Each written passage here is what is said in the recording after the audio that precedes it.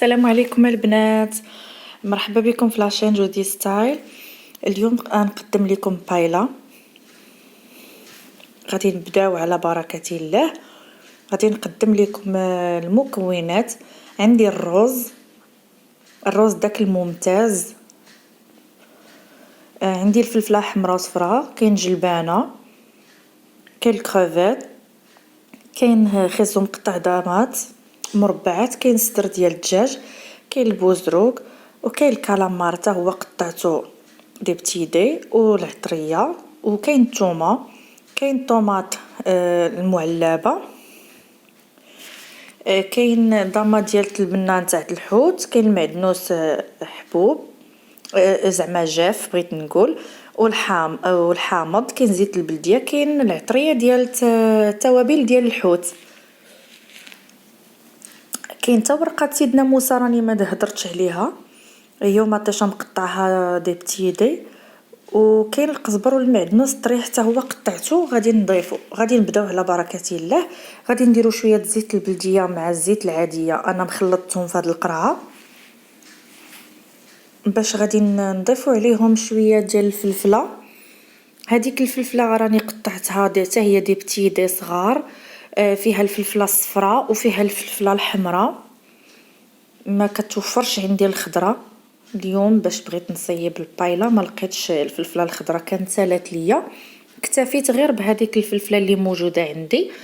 غادي نقليها، غنزيد فيها شويه الملحه وغادي نديرها فوق البوطه باش غادي تقلى وتهبط شي شويه. هانتوما كي كتشوفوا راني دابا حيدتها فوق البوطه. غادي نزيد عليها مطيشه اللي قطعتها مربعات، وغادي نزيد عليها واحد 3 الوريقات ولا 2 ديال ورقه ديال سيدنا موسى، كتنكه كتعطي واحد المذاق زوين. نزيدوا عليها شويه القزبر والمعدنوس، قطعتهم ماشي رقاق وانما متوسطين. 5 الفصوص ديال الثوم قطعتهم حتى هما مربعات صغار.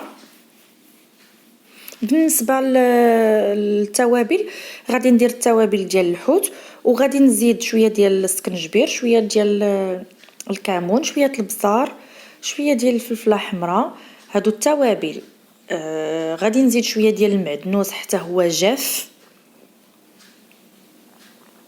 هكذا كنشريه انا جاف كيعجبني، الا ما كانش الاخر كنستعن بهذا. انا كنديرهم دابا بزوج. وكاين حتى الكركم مع العطريه، نسيت ما قلت لكمش حتى الكركم حتى هو، يعني راها كتجي رائعه وفيها واحد المذاق هائل كيحماقوا عليها سواء الكبير ولا الصغير، ما غاديش نقول غير الوليدات. راني حطيتها فوق البوطه حتى تجانسوا داك التوابل مع بعضهم. غادي نزيد البوزروك، درت زلافه صغيره ديال البوزروك، ودرت زلافه كبيره ديال الكروفيت، انا راه هادشي عندي في فريغو جامد ديكونجليتو شويه. غادي نزيد زلافه كبيره ديال صدر ديال الدجاج مقطع مربعات، وغادي نزيد زلافه صغيره ديال الكالامار حتى هو قطعته مربعات. غادي تخلط هادشي كامل مع بعضو وغيتجانس مع هذيك العطريه. دابا زدت زلافه كبيره ديال التخيزو حتى هو مقطع مربعات صغار. كيعجبني اللون ديالو، كتكون ديك البايلا هكذا متنوعه فيها بزاف ديال الالوان، كتنعش حتى النظر وكتجي غزاله صراحه. انا هنا كنحيد دوك الخيوط ديال الكالامار، بارفوا كيبقاو ليا، راني حيدتهم ولكن بقات شي وحيده. غادي نزيد ضامه ديال البنه ديال الحوت، كتجي حتى هي رائعه، لوغو ديالها زوين بزاف. انا تنحماق على شي حاجه اللي كتكون منسمه سواء بالاعشاب سواء بالتوابل، كتجي رائعه وكتكون صراحه سبيسيال.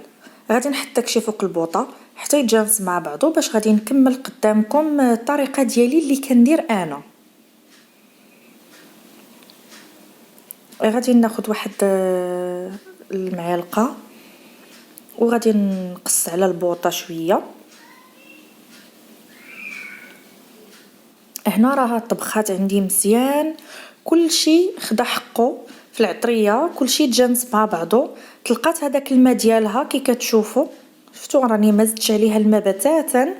هي طلقات الماء ديالها. دابا غادي نزيدو هذيك الجلبانه حتى هي كانت عندي كونجولي راها ديكونجيلات.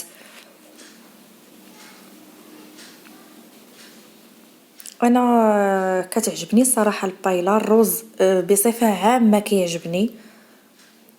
غادي نزيدو هاد الطوماط المعلبه. انا راني درت 3 المعالق ولا قيم 2 معالق كبارين. كتعجبني هذيك الحمره اللي كتعطي.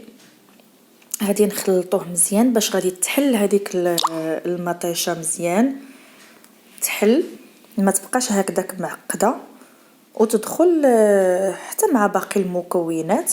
غادي نزيد حتى شويه ديال الحامض.